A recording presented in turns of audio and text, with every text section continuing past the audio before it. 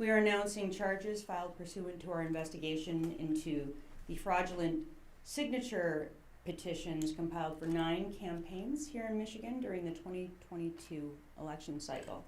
Now I'm joined up here today by the department's Chief Deputy, Fadwa Hammoud, Criminal Bureau Chief Brian Oskowitz, our Assistant AG who is handling the case, Chris Kessel, and Aubrey Sargent, who's our Chief of our Investigations Division.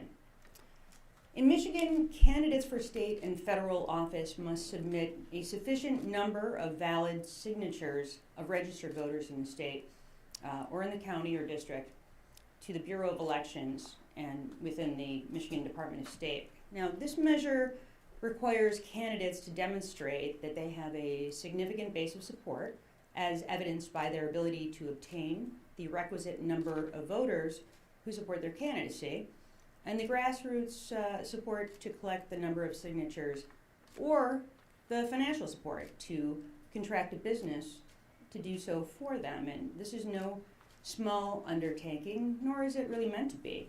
It often requires a good deal of money to pay field staff or a service provider to collect signatures, and just as importantly, to validate the authenticity of the collected signatures. In this way, Michigan limits the field of candidates for our elected offices to only those with demonstrated broad support and the capacity to win, and this is especially important for a statewide office, and in this case, the highest constitutional officer in the state of Michigan. During the 2022 election cycle, the bar was set at 15,000 valid signatures in order to qualify for the ballot for a statewide office. And that was a recent reduction from the previous threshold, which had been 30,000. And you might remember in the Chris Gravelin case from the 2018 election cycle, there was a challenge, and it was reduced from 30,000 to 15,000. Not everyone remembers that, but I do. So for the circuit and probate courts in Wayne and Oakland counties, the threshold is 4,000 signatures. So to this end, most campaigns will seek and contract with vendors, business entities that serve as experts on signature collection and validation to fulfill this essential function. And these business entities take on the work for large sums of money paid by campaigns because it's hard to do. It requires a large operation, an oversight, and a niche and specialized expertise is needed to assure that the signatures are valid and numerous enough to satisfy the ballot eligibility requirements. When those who operate these businesses pervert the process and commit outright fraud and forgery, and in doing so swindle their clients out of tens or even hundreds of thousands of dollars, these bad actors must be held accountable, and the criminal penalties should be significant. So what we're here to announce is that under arrest and arrested yesterday are Shawn Wilmoth and Jamie Wilmoth Gooden, who were arrested yesterday. They will be arraigned before the 37th District Court today at 1 p.m. The third defendant, Willie Reed, has not yet been taken into custody, but the U.S. Marshals are out there looking for him. Strongly suggest to Mr. Reed that he turn himself in as quickly as possible. And I will say this, it will likely affect the conditions of his bond if he does not turn himself in. I assume with all the publicity on this, he knows at this point that he's a wanted man. So the accusations are that for these 3 individuals, that they defrauded the gubernatorial campaigns of Perry Johnson, James Craig, Donna Brandenburg, Michael Brown, Ryan Kelly, and Michael Markey, as well as judicial candidates Tricia Dare, John Cahalan, and John Michael Malone. Now the charges allege that Shawn Wilmoth and Jamie Wilmoth Gooden and also Willie Reed committed crimes as part of a criminal conspiracy.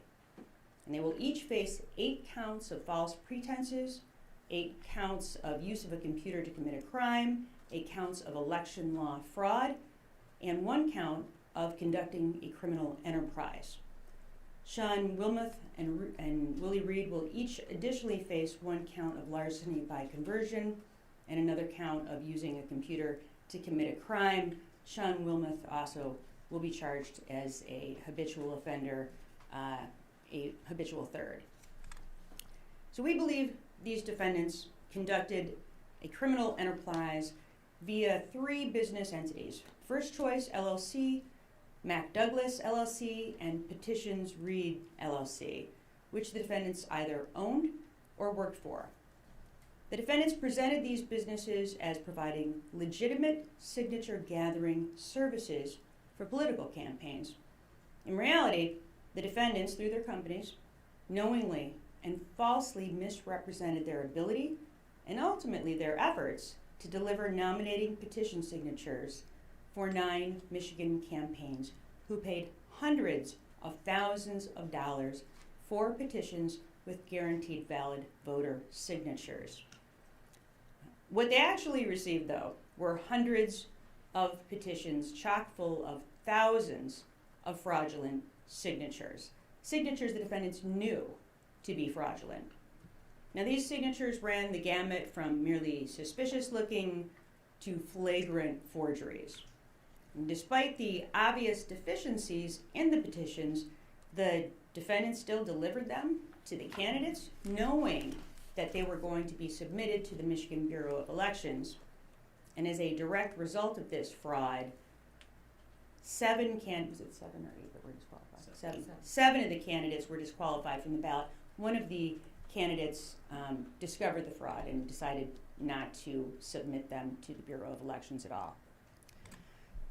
Our investigation has identified over $700,000 in payments from the 9 campaigns that were paid to these entities for signature collection and verification purposes. In most cases, with the explicit expectation and in guarantee of specified validity rates. Now, the allegations are that Shawn Wilmoth, Jamie Wilmoth Gooden, and Willie Reed knowingly and intentionally deceived their clients, took their money, provided fabricated petition signatures, and delivered them as the quality product of their companies. In doing so, they eliminated their clients' campaign prospects for public office, and in doing so, denied Michigan voters the ability or opportunity to vote for any of these candidates, some of whom had been campaigning for over a year for these positions. In the end, the actions of the defendants cost 5 gubernatorial candidates their shot at the ballot as they sought the Republican nomination for governor of the state of Michigan. And likewise, it cost 3 nonpartisan judicial candidates their ability to appear on the ballot in Oakland and Wayne counties. 7 of these candidates were disqualified from the August 2022 primary ballot due to insufficient signatures. The 9th candidate, a 6th candidate for governor, Ryan Kelly, was also a victim. And after paying the defendants $15,000, he received absolutely nothing for his money, 0 signatures, in fact. While certainly the candidates who were deceived and subjected to fraud were victims of the defendants' greed, so too were millions of registered Michigan voters, whether they ultimately cast their ballot in the August Republican primary or not. And yes, many of these are financial crimes we're talking about today, but they're also crimes against our democracy and against the integrity of our system of elections and against those voters who may have wanted to support these prospective candidates. Our investigation began when the Michigan Department of State referred this case to my department. The Bureau of Elections received thousands of signatures from the victim campaigns and quickly concluded that the signatures were fraudulent. As highlighted by both national and state media, you see here an example of some of the obvious fraud that the Bureau found based on the handwriting samples. Other types of obvious fraud that were identified include misspelled names, misspelled cities, similar ink patterns, repeated scribbled signatures, address errors, voters who had moved, and sometimes even the signatures of deceased voters. The Department of State referred the matter to the Department of Attorney General and began our investigation in June of 2022. Now, throughout the course of our investigation, we spoke with candidates and representatives of their campaigns, business associates or employees of the three defendants, and experts in the field of signature gathering efforts and election processes.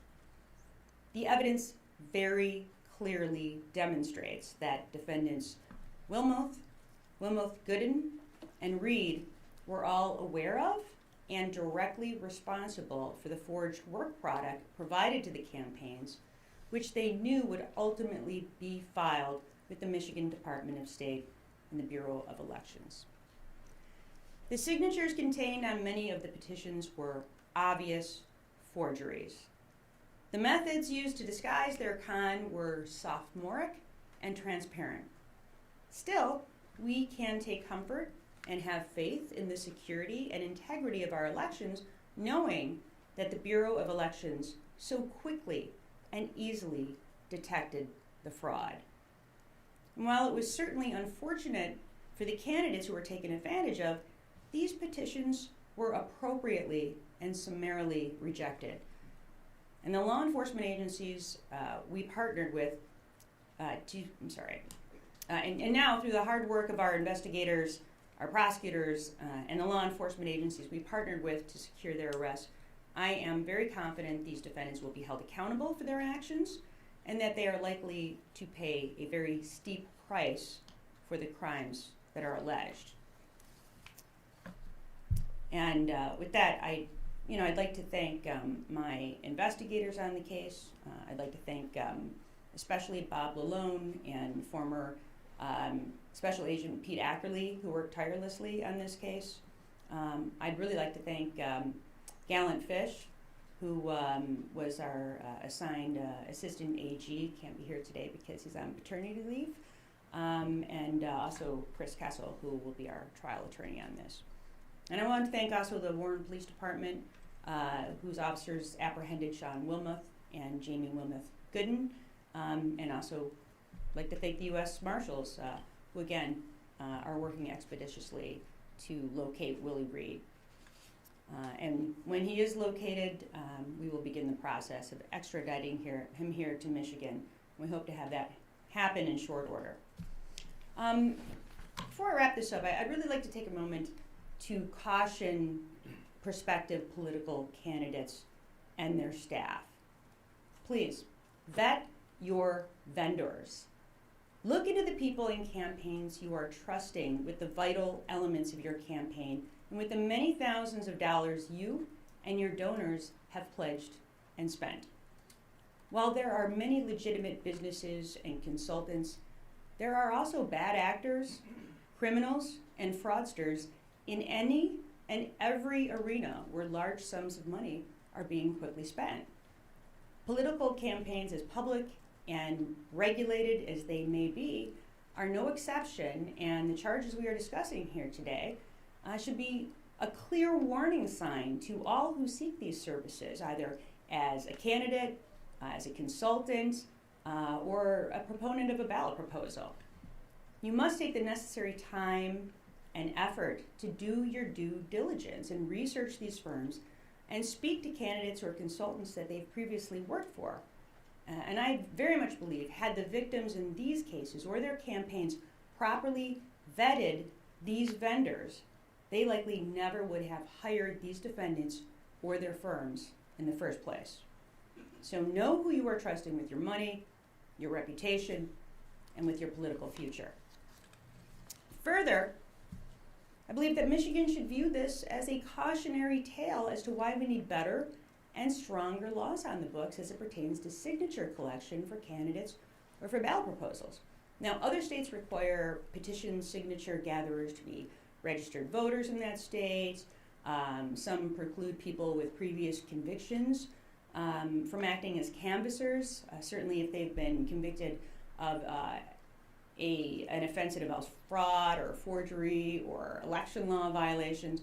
We might also want to consider requiring canvassers to be registered with the state or that signature collection firms be licensed and bonded. There are things that we can do. Now, I've had the opportunity to discuss these generalized concerns with the Secretary of State, Jocelyn Menson, with Senator Jeremy Moss, chair of the Elections and Ethics Committee in the Senate, as well as with Representatives Aaron Burns and Penelope Cerniglu, who chair these committees in the House. And I can tell you that each of these officials is open to and very interested in legislation which would help protect our state from illegal activities like those that are alleged in this case. And we should be making every effort to learn from this investigation in order to ensure this never happens again, or at least to make it much more difficult for bad actors to operate in our state. A free and fair election is predicated on everyone involved knowing the rules, and that clearly did not happen in this set of circumstances, at least as it pertains to the actions of the three defendants that were charged here today. So hopefully, obviously these individuals are held accountable, but also hopefully the state of Michigan will make efforts to ensure that nothing like this ever occurs again. And with that, I'm happy to take questions. Attorney General. If someone else can, I don't want to be the next one, go ahead. Madam Attorney General, do you, one, believe this was deliberate? And two, can you explain how or what your investigators discovered in terms of the way this was accomplished? In other words, were they sitting at a kitchen table and just writing stuff out? Or did they have people doing that? What do we know? Well, when you say whether or not it's deliberate, I will say this.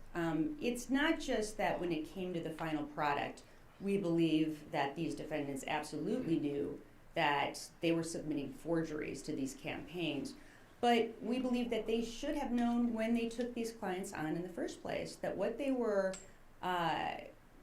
vowing to do, what they had contracted for, was a virtual impossibility. And let me say it from this perspective. Here you have 5 candidates for the office of governor. A prospective signator, somebody who wants to sign those petitions, can only sign one. So how are you going to get, I mean, that's an enormous number of individuals that you have to find.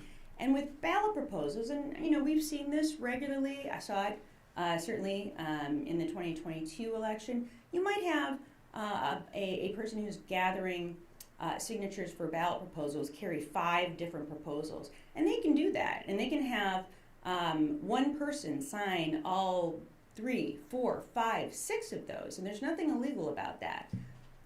However, when you're talking about a candidate for governor or any other office, that one person can only pick one. They can only sign one of those. And these firms had to know that when they were taking these clients on. And what we alleged and what we believe happened is that, you know, this was just irresistible to people who wanted to commit fraud, because we had gotten to the point where these signature collection firms were, you know, being paid $9, $10, $11, $12 per signature. And then again, there's nothing that stops these signature collection firms from actually hiring people that are convicted felons who really are incentivized at that point, right? You have every incentive to get as many signatures as possible. And then, of course, you have to have a really thorough vetting process when it comes to ensuring the validity of these signatures. And it is, you know, our belief, and it is alleged, that these 3 individuals absolutely knew that what they were receiving were forged signatures, that they encouraged that to happen, and that they made no effort to warn the campaigns or to eliminate those signatures which they knew to be fraudulent before they passed them along to the campaigns, knowing exactly what the campaigns were going to do with them, which was, of course, to submit them to the Bureau of Elections.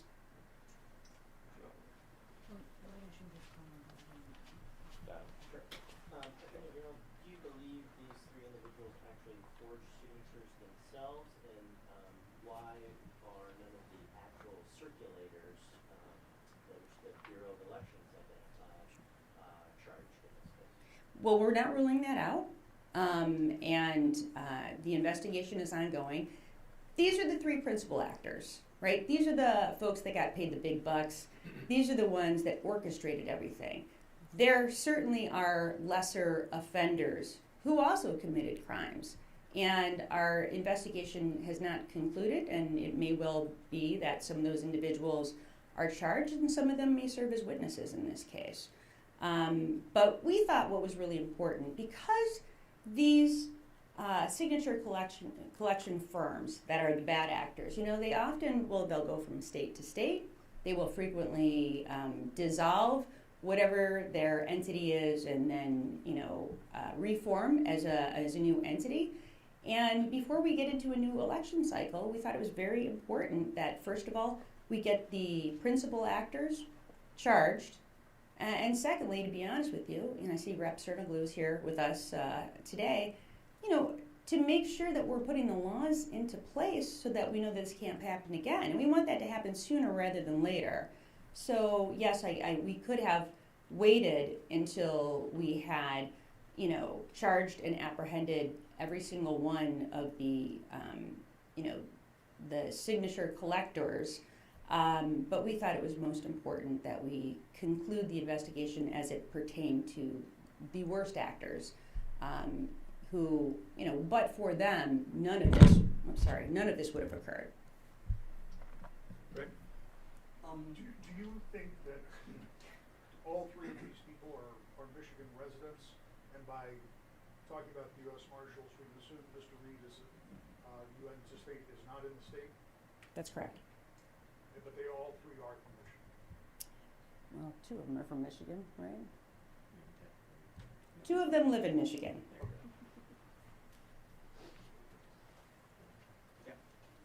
We were told that the Attorney General's office or the Secretary of State knew there were problems with the signatures since March, and personally I didn't find out about it until May 23.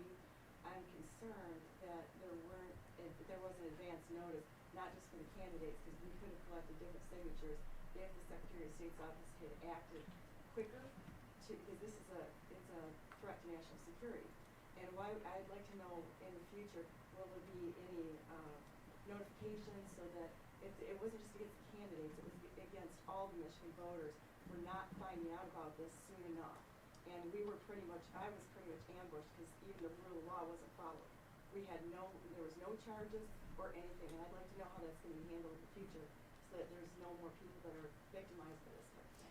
Well, I honestly think that would have to be a question for the Michigan Department of State and the Bureau of Elections. We don't even get this until it's referred to our office as a criminal investigation.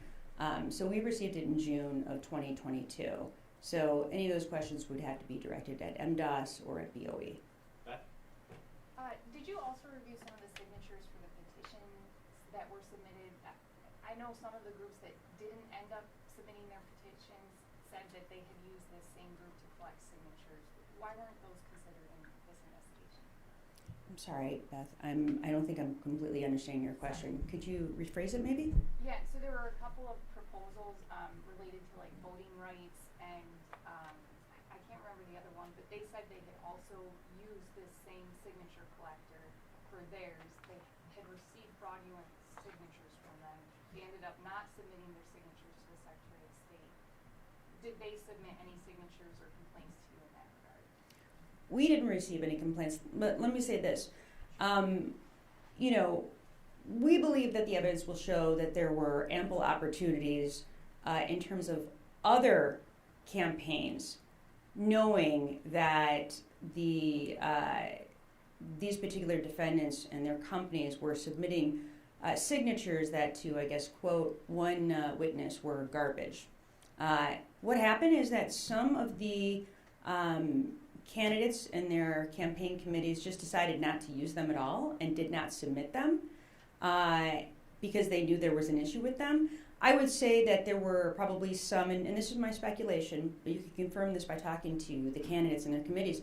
I think that Some candidates were sort of under the gun in that they didn't have much time and they just had to get these submitted as quickly as possible, and perhaps didn't take the time, maybe they didn't have the time to properly vet them, to ensure that there were no issues, no forgeries, no suspicious signatures, and others didn't have that time and just took these defendants at their word. And again, the guarantee that was made was that 70% of these are going to be accurate. And I think the contracts will be a part of the evidence in this case. But you take a vendor at their word that 70% of those are going to be accurate, and that seemingly is what some of these candidates did. But others did take the time to review. And I think the evidence is going to show that there was, in fact, one judicial candidate that just did not submit their signatures at all and just decided, well, I guess I'm not going to be on the ballot because it was so clear that there were some forgeries. Yes. Sorry, all the way back here. Elmeyer, CBS News Detroit. I'm curious if there is any sort of financial restitution. Are these candidates going to get any of this money back, or is it off with the wind? So in every single case where we have victims who suffer financially and suffer financial losses, we always ask for restitution to be part of any sentence. And we will do so again here in the event that we receive convictions. Two questions tied together. If the candidates had vetted these particular companies in advance, what would they have found? And also, what did these people spend the money on after they got it? Well, firstly, I can't answer as to how the defendants spent their, what I would call, ill-gotten gains. But I will say that, yes, it is our belief that the way that some of these campaigns reviewed the signatures and saw that there were obvious forgeries, that had all the campaigns had the opportunity to do that, they probably would have seen the same thing. I can't speak for whoever was working on those campaigns and whoever was conducting that review. All I can say is that it was apparently obvious to the BOE and obvious to our department when we looked at these signatures that there were many, many forgeries involved. May I just follow up? Then what would the candidates have seen had they properly vetted? In other words, were there criminal convictions? Had they had problems in other states? I think that just Googling some of these individuals, you would have seen things pop up from other states. One individual is charged as a habitual offender for election law violations in another state. So in some of these instances, I think it would have been quite easy to ascertain that this was probably not a good choice for somebody who was, charged with this incredibly important responsibility. Again, there are so many different people that you hire during the course of a campaign, especially a statewide candidate. I would say one of the most important is whoever is collecting your signatures, because without them, you're not going to make it on the ballot in the first place. Eric? Now, I'm sure this isn't the first election this has happened, but it hit like 5 different candidates, 9 total candidates across the board. Is there a reason why now it's more recognized, or is hit so hard? Is the BOE doing a different sort of process to find these, or was it just because we had so many candidates they got desperate? Honestly, I have my my suspicions. This is speculation, but I will go ahead and speculate anyway. We had a lot of candidates running for office, especially when you look at the number of individuals that were running for governor on the Republican side. And in all honestly, the number of people who had never run for office before. And there are some lessons learned, I think, by folks once they've run for office a couple times or even once, and you learn things that you really need to be careful about or concerns. And I think, honestly, just a lot of these candidates got taken because they were political neophytes and they had never done this before. And I think some of them probably relied on consultants they had hired who may have failed them. And others perhaps were just in a real rush to get these signatures in so that they could appear on the ballot. But I think that part of the reason that you're seeing so much fraud is because you had so many candidates that were running in the first place, and again, so many candidates that didn't have the experience to know differently. And I think perhaps cause and effect, maybe that's one of the reasons why it got so expensive per signature. I had never seen, signatures that, were so expensive. And so I think it incentivizes the fraud because there's a lot of money to be made when you are charging that much money per signature. So I think it was sort of the perfect storm for all of this to occur. All right, is our last question, Jonathan? Thank you. Sure, just a couple quick detailed questions. What's the relationship between Shawn and Jamie? I know they share as part of the last name. And then what are the maximum sentences these defendants face? And is Shawn as a habitual offender, significantly longer sentence? Yeah, so firstly, Shawn and Jamie are married. Secondly, yes, anytime you have a habitual offender, the amount of time that you can do is increased as a result of that. In terms of the specific offenses and what the penalties are, let me review them. I think there's 27. So. Yeah, I know, but a lot of them are multiple. So, all right. Firstly, conducting a criminal enterprise is a 20-year felony. False pretenses, 100,000 or more, is a 20-year felony. False pretenses between 50 to 100,000 is a 15-year felony. False pretenses between $20 to $50,000 also a 15-year felony. Let's see. Using a computer to commit a crime is a 10-year. It's a 10-year felony, and that can be served. That can be served consecutive. It's not mandatory that it be consecutive. It's discretionary with the court. Election law forgery. It's 5-year, right? 5-year. Larceny by conversion. Also a 5-year. What have I missed? All right, that's everything. Great. So with the consecutive, would a maximum be 30 years if they're... Well, it's not mandatory that it's consecutive. It's up to the judge's discretion. Yeah.